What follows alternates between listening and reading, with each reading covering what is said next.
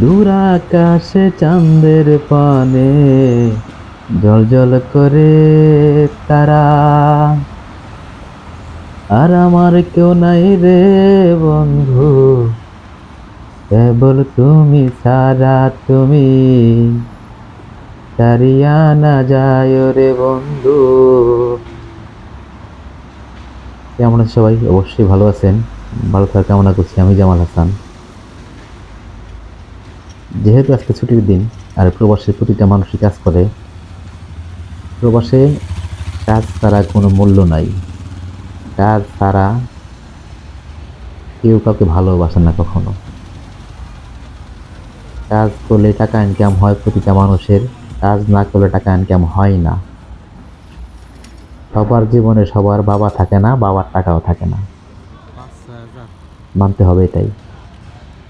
তো বরাবরের মতো এবারও ঘুরতে আসছি, কারণ আমি সবার থেকে হয়তো আলাদা কিনা জানি না, সময় পেলে ঘোরাফেরা করতে অনেক ভালোবাসি। মনে চাই দেশ থেকে ও দেশ শুধু ঘুরি। হয়তো বাবার টাকা নাই, যদি বাবার টাকা থাকতো তাহলে হয়তোবা আরো বেশি বেশি ঘুরতাম। তবে এই ছোট্ট জীবনকে নিয়ে গর্ব করি। ভারতের একটা রাষ্ট্র ঘুরছি, আলহামদুলিল্লাহ। যে ভাগ্যটা টাকা থাকলেও মানুষের হয় না, কিন্তু আমি আমার ছোট জীবনে ভারতের একটা রাষ্ট্র ঘুরছি, ইনশাল্লাহ, আলহামদুলিল্লাহ। এতে আমি সন্তুষ্ট। আর আল্লাহ তাআলা এখন যেভাবে রাখছে, এভাবেও আমি আলহামদুলিল্লাহ, আল্লাহ অনেক ভালো রাখছে। সৌন্দর্য যেটা বলি, দেখেন এখানে এই যে এখন যে বাসগুলো দেখতেছেন, এই বাস কিন্তু আমাদের বাংলাদেশেও আছে। কারণ আমি গতবার গেছিলাম বাংলাদেশে, তখন দেখে আসছি যে এরকম বাস বাংলাদেশে অভাব নাই। মানে বাংলাদেশটা বর্তমানে ভালো উন্নত হয়েছে।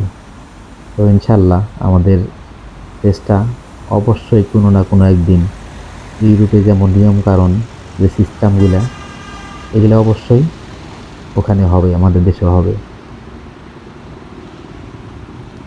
আর ইদানিং তো বাংলাদেশে যে এটা কিন্তু মেট্রো লাইনের একটা স্টেশন, বড় বড় ট্রেন আসে এখানে। তো আমাদের বাংলাদেশে এরকম হয় নাই, তবে হয়ে যাবে একসময়, কোনো এক সময় হয়ে যাবে। কেবল তো মাত্র শুরু হওয়া। এখন বর্তমান যে উন্নয়ন হইতেছে বাংলাদেশে, মাশাআল্লাহ, অনেক সুন্দর উন্নয়ন হইতেছে। এই বাসগুলা এগুলাও বাংলাদেশে আছে, আমি দেখে আসছি।